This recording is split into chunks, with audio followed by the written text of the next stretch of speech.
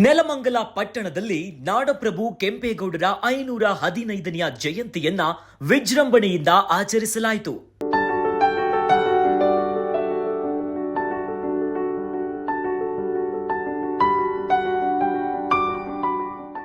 ಬೆಂಗಳೂರು ನಿರ್ಮಾತೃ ಕೆಂಪೇಗೌಡರ ಜಯಂತಿಗೆ ಸಾಂಸ್ಕೃತಿಕ ಮೆರುಗನ್ನ ನೀಡಿದ್ದು ಎಲ್ಲರ ಕಣ್ಮನ ಸೆಳೆಯಿತು.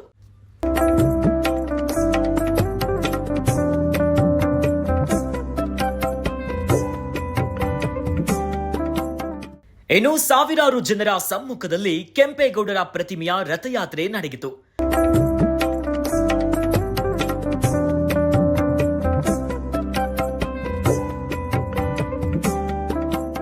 ಕಾರ್ಯಕ್ರಮದ ವಿಶೇಷತೆ ಎಂದರೆ ನೆಲಮಂಗಲ ವಿಧಾನಸಭಾ ಕ್ಷೇತ್ರದ ಶಾಸಕರಾದ ಎನ್ ಶ್ರೀನಿವಾಸ್ ಅವರೇ ಸ್ವತಃ ಟಮಟೆ ಬಡಿಯುವ ಮುಖಾಂತರ ಜಯಂತಿಗೆ ಮತ್ತಷ್ಟು ಮೆರುಗನ್ನ ನೀಡಿದರು.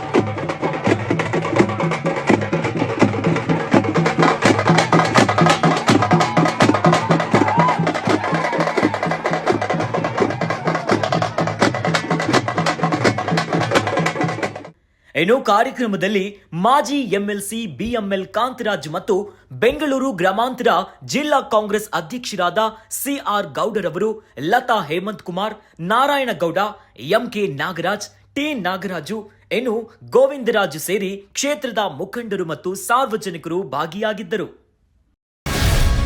ಗ್ಯಾರಂಟಿ ನ್ಯೂಸ್, ಸುದ್ದಿ ಖಚಿತ, ನ್ಯಾಯ ನಿಶ್ಚಿತ.